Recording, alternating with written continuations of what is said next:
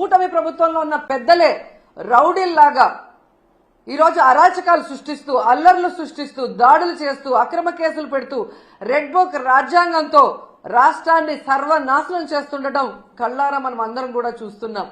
ఎంత దారుణం అంటే ఒక మహిళ హోంమంత్రిగా ఉండి కూడా మహిళలకి రక్షణ కల్పించలేని దౌర్భాగ్య స్థితిలో ఉంది అంటే సిగ్గుపడాలి. ఆ పదవికి రాజీనామా చేసి ఎవరైతే సక్రమంగా పనిచేయగలరో వాళ్ళని ఆ ప్లేస్ లో పెట్టించే విధంగా చూసుకోవాలి. కానీ జగన్ గారిని, భారతి మేడంని, మిగతా వైఎస్ఆర్సీపీ నాయకుల్ని తిట్టడానికే హోంమంత్రి పదవి ఇచ్చినట్టు ఆవిడ మాట్లాడుతున్న మాటలు చూస్తుంటే చాలా సిగ్గుచేటు. ఎందుకంటే మా నియోజకవర్గంలో కూడా ఒక చిన్న పాపని రేప్ చేసి చంపేసి పూర్తి చేస్తే దాన్ని మాయ చేయాలని ఎస్పీని అందరినీ ఇక్కడికి పంపించడం జరిగింది. గ్రామస్తులంతా తిరగబడితే ఆ రోజు మేమంతా కూడా వెళ్లిన సందర్భం మీరు చూశారు. అప్పుడు విధిలేక అక్కడికి వచ్చి డబ్బులు ఇచ్చేసి చేతులు దులుపుకొని వెళ్ళిందే తప్ప ఇక మీదట ఇలాంటివి జరగకుండా కఠినతరంగా మరి శిక్షలు అమలు చేస్తాం, తప్పు చేసిన వాడు ఎంతటి వాడైనా వదిలిపెట్టము అన్నట్టుగా ఆవిడ ముందుకు వెళ్లాల్సింది పోయి అప్పటి నుంచి ఇంకా ఎక్కువ అవుతూ పోతున్నాయి. ఈరోజు అనంతపురం విషయం చూస్తే ప్రతి ఒక్కరికి కూడా హృదయం ద్రవించిపోతుంది. ఒక ఇంటర్ చదువుతున్న తన్మయ్య అనే గిరిజన అమ్మాయి 6 రోజుల ముందర కనిపించకుండా పోయిందని వాళ్ళ తల్లిదండ్రులు కంప్లైంట్ ఇస్తే కంప్లైంట్ ఇవ్వడానికి పోలీస్ స్టేషన్కి వచ్చిన వాళ్ళని ఎంత అవమానంగా వాళ్ళు బిహేవ్ చేశారు. ఆ కేసును ఎందుకు పట్టించుకోకుండా అలా పడేయటం వల్లే 6 రోజుల తర్వాత ఆ అమ్మాయి శవమై దొరికింది. అలాగే మీరు చూస్తే పరిటాల సునీత గారి ఒక మహిళ, ఆవిడ నియోజకవర్గంలో ఒక మైనర్ బాలికని 14 మంది తెలుగుదేశం పార్టీ వాళ్ళు కంటిన్యూస్ గా రేప్ చేసుకుంటూ ఉంటే సాక్షి టీవీ, సాక్షి ఛానల్ దాన్ని బయట పెట్టింది. వాళ్ళని అరెస్ట్ చేయకుండా ఈరోజు ఆ కుటుంబం మొత్తం ఆ ఊరు వదిలేసి వెళ్లే పరిస్థితి ఏర్పడింది. ఆడపిల్ల ప్రాణాలు తీయటం, మానాలు తీయటం వీళ్ళకి సహజమైపోయింది. దానికి హోంమంత్రి గారు అండగా నిలబడటం అనేది సిగ్గుచేటు. ఇవన్నీ జరుగుతుంటే ఎక్కడ తమ తప్పులు బయటపడతాయో అని ఈరోజు వాళ్ళు చేస్తున్న డైవర్షన్ పాలిటిక్స్ మనం ఒకసారి గమనించాలి. ఎందుకంటే ఇదే పవన్ కళ్యాణ్ గారు అధికారంలో రావటానికి ముందు మహిళలకి నేను అండగా ఉంటాను, మహిళలకి ఇబ్బందికరమైన ఏవి చేసినా ప్రభుత్వాన్ని నిలదీస్తాను, తప్పు చేసిన వారిని శిక్షిస్తానని మాట్లాడిన పవన్ కళ్యాణ్ గారు ఈ రాష్ట్రంలో ఎక్కడ మహిళలకు అన్యాయం జరిగినా ఈ రోజుటి వరకు నోరు తెరవలేదు.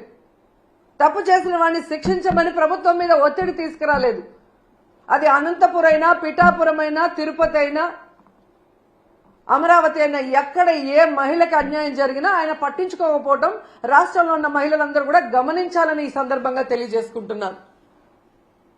హోంమంత్రి గారుగా తన అధికారాన్ని ఉపయోగించి ఆడవాళ్ళని కాపాడాల్సిన అనిత గారేమో నా దగ్గర లాఠీ ఉందా, నా భుజాన గన్నుందా, నేనేం చేయగలను అని మాట్లాడిన గొప్ప వ్యక్తి. అలాంటప్పుడు మీకు చేత కాకపోతే మీరు ఫెయిల్యూర్ హోంమంత్రి అని తెలిసినప్పుడు ఎందుకు పక్కకి తప్పుకోవటం లేదు? ఈరోజు డైవర్షన్ పాలిటిక్స్ లో రెడ్ బుక్ రాజ్యాంగం అంటూ పోలీసుల్ని కేవలం వైఎస్ఆర్ కాంగ్రెస్ పార్టీలో ఉన్న నాయకులకి, సింపథైజర్స్ కి తప్పుడు కేసులు పెట్టి వాళ్ళని అరెస్ట్ చేయించి వాళ్ళ జీవితాలు నాశనం చేయడానికే ఉపయోగిస్తున్నారు కదా. నిన్నైతే మరీ ఘోరమైన విషయం. అసలు ఇది రెడ్ బుక్ రాజ్యాంగానికి పరాకాష్ట. కొమ్మినేని శ్రీనివాసరావు గారు అంటే చేతులెత్తి నమస్కరిస్తారు. అంత గొప్ప జర్నలిస్ట్. 70 ఏళ్ల వయసులో ఆయన మీద ఎస్సీ ఎస్టీ తప్పుడు కేసు పెట్టి ఈరోజు హైదరాబాద్ నుంచి ఎలా మీరు తీసుకొచ్చారో ఈ రాష్ట్ర ప్రజలందరూ కూడా గమనిస్తున్నారు. దీని గురించి మనం నిజంగా చాలా క్లియర్ కట్ గా మాట్లాడుకోవాల్సిన అవసరం ఉంది. ఆంధ్రప్రదేశ్లో ఈరోజు ఎవ్రీ మార్నింగ్ అన్ని పేపర్లో ఉన్న హెడ్లైన్స్ ని డిస్కస్ చేసే క్రమంలో అమరావతిలో ఏ విధంగా రైతుల దగ్గర ఇప్పటికే 50,000 ఎకరాలు లాక్కొని వాళ్ళకి ఇంతవరకు ఏం చేయకుండా ఇంకా 50,000 ఎకరాలు దోచుకొని వాళ్ళు రియల్ ఎస్టేట్ చేసుకోవాలన్న క్రమంలో ముందుకు వెళ్తుంటే అక్కడున్న రైతులు తిరగబడి ఇవ్వకుండా వాళ్ళ మీద ఎదురు తిరుగుతుంటే అది ప్రజలకు తెలియకూడదని దాని మీద సాక్షిలో డిస్కషన్ రావటం అనేది వాళ్ళకి నచ్చలేదు.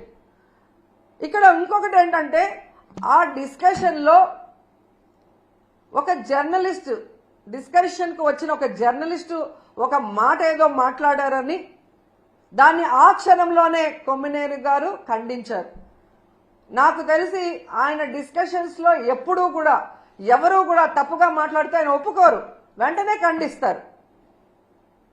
అలాంటి గొప్ప వ్యక్తిని ఈరోజు ఎవరో మాట్లాడిన దానికి తన తప్పు చేయకపోయినా క్షమాపణ కోరిన కొమ్మినేని శ్రీనివాస్ గారిని అరెస్ట్ చేసి సంబంధమే లేకుండా ఎస్సీ ఎస్టీ కేసు పెట్టి ఈరోజు జగన్ గారు భారతమ్మ క్షమాపణ చెప్పాలి అని చంద్రబాబు నాయుడు, లోకేష్, హోంమంత్రి అనిత గారు డిమాండ్ చేయడం చూస్తుంటే ఈ రాష్ట్ర ప్రజలకి నవ్వాలా ఏడవాలా అర్థం కాలేదు. ఈరోజు నేను సూటిగా ప్రశ్నిస్తున్నా చంద్రబాబు నాయుడు గారిని, అనిత గారిని, లోకేష్ గారిని, క్షమాపణ అంటూ చెప్పాల్సి వస్తే అది మొదట ఎవరు చెప్పాలో తెలుసా? కోడలు మగబిడ్డని కంటే అత్త సంతోషించదని ఆడవాళ్ల పుట్టుకనే అవమానించిన చంద్రబాబు నాయుడు ముందు క్షమాపణ చెప్పాలి. ఆడపిల్ల కనిపిస్తే ముద్దు పెట్టాలి లేదా కడుపైన